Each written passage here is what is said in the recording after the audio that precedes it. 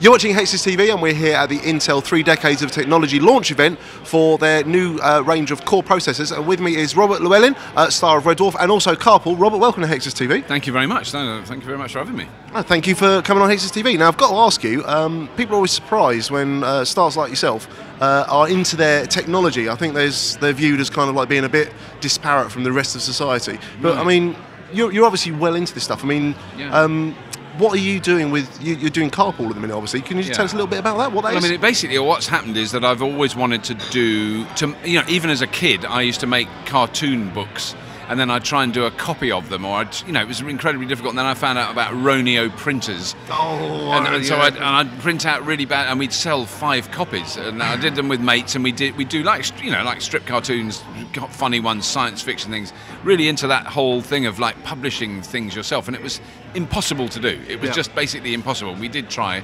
And we then tried to kind of hire a printing company to print them properly, and it was just never going to happen. That was all getting a bit professional, though, for kids. It was a very, I mean, I did have, that was the first time I ever earned money. I was 16 years old, and I sold a cartoon drawing of an exploding planet to an underground hippie magazine in about 1970. And so, there was always been that kind of drive with me, and I kind of fell into performing and acting. Can't really call it acting, but, wearing a lot of rubber on Red Dwarf. But almost by accident. So I've always been writing and creating things behind the scenes, and that's always been my passion and interest.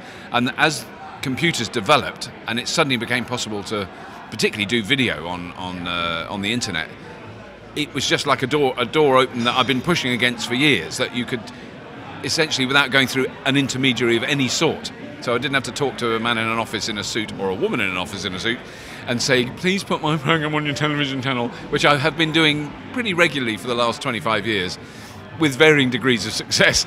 I just thought, well, I'll do it anyway and then see if anyone watches it. And so Carpool was very much designed to be the easiest thing to produce. So it's basically 3 locked-off cameras in a car.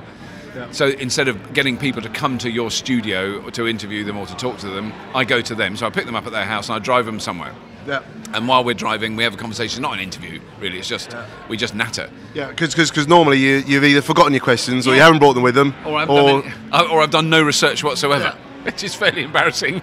But generally it doesn't, because if they're interesting people, so I try and pick people, I just really love to talk to them. So it isn't always sort of big TV celebs or people who've been in movies, it's scientists, engineers, philosophers, psychologists, all kinds of people that I've maybe read a book they've written or heard them talk and been to see them talk or something, and I just thought, God, they would be really interesting. I'd love to meet them and talk to them. Okay, so I've got to ask you now, do you plan your journey depending on who you're going to interview? So if you're interviewing a philosopher, for example, you're going to think, right, that's going to be Bristol to Edinburgh, but if it's Russell Brand, you're literally just going to drop him off at the local Chinese, surely.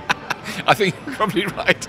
I mean, I shoot about an hour, so I tell them I need a journey that takes about an hour. So with Stephen Fry, I was taking him from the BBC Television Centre to London, what was London Weekend Television, South Bank Studios, which is probably, if you're driving in fairly busy London traffic, it's probably about 40 minutes. Yeah. So I kind of got lost. Hence the price. Yes. The price is a perfectly safe, perfectly sensible car. Well, it's a really good car for doing that. That's why I started using it, because it's quiet. Okay. And the way the windscreen's shaped, you can get the cameras further away from you than you. I did notice you had really wide angles on there. It's got wide angle lenses on there. Yeah. So is Dave Gorman's tip really an hour's drive from his house? It was quite a long way, but we came back. Yeah, that journey was to the tip and back. Ah, okay. And he wanted to show me a specific street on the way back.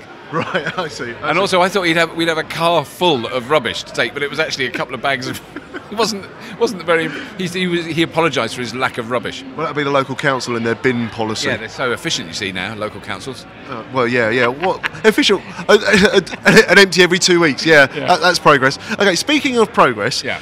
I've got to be honest, and I've got to ask for an honest answer on this one. Did you understand half of what was said on this stage today by these experts? I think that's the problem. I think I did understand half. So it's the half I didn't have a clue what they were talking about. Yeah, I mean, I did understand some of it. I understood about the constantly. I understand Moore's law and the constant increase in transistors on computer chips, which they've really done. I mean, that is a big jump. Well, I thought it was interesting where they said that they didn't see any limit to Moore's law. Yeah. Now we're talking about single electrons going along transistor paths now. Yeah. So what are we talking next? Was it going to be talking quantum chips? Oh, God knows, or maybe a whole pile of electrons with all holding hands, all going along together. Yeah, well, interesting fact for you. How fast does an electron move? Is it not the speed? No, it's going to be a really good gag. I don't No, know no, it's not gagging. No. It's a third of a mile an hour. An actual electron moves at a third of a mile an hour. It's a current that moves at the speed of light. Right, not the electron. Yeah. I didn't know that either. Didn't know that. There's no point pretending. See, I knew that. I'm probably wrong. There's probably going to be millions of people on the forums go flame, hate, but I don't care. Anyway, okay. So carpool. I understand that may be going to network. Is that right?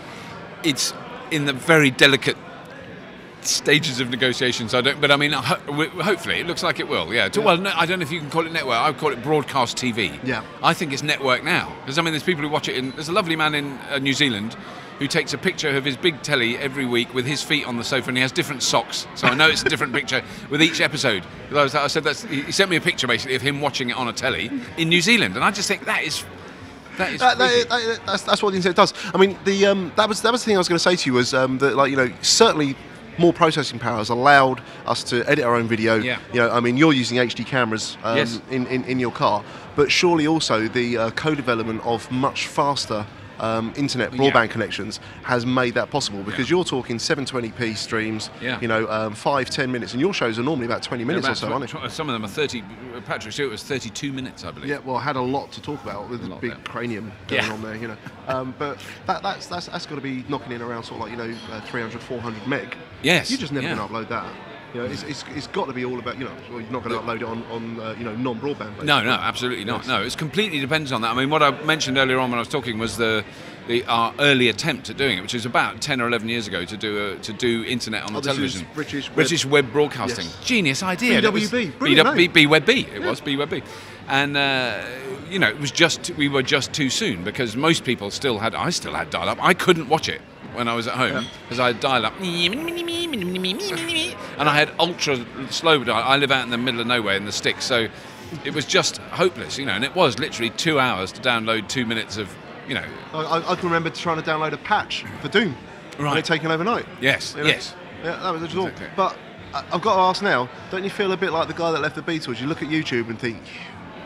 Well, no, because I mean, in a sense, as soon as YouTube happened, I just dived in. I went, that is just genius. And wait a minute, it doesn't cost me anything. I don't have to pay for the bandwidth. How does this work? Show me the business model. There isn't one.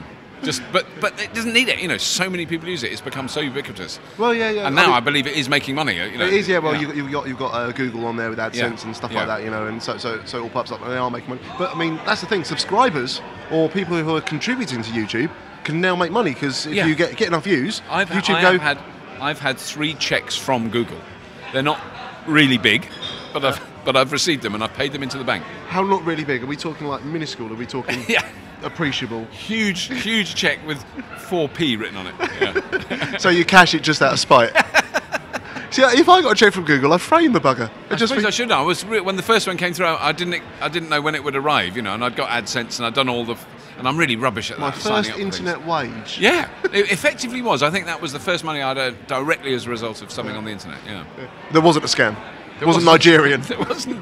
Please send me your bank details immediately, and I will give you £80 billion. Good evenings. Would you like to buy internet providings? Okay, right. I think we better wrap up there because we're running over, and Stefan's now resting his hand on his hip. Yeah. Robert, we're going to talk to you some more about yourself. All right. And check back soon on Hexas TV for another interview, which is going to be very serious and in depth, and not going to involve any joking or laughing at all. And we might even shave.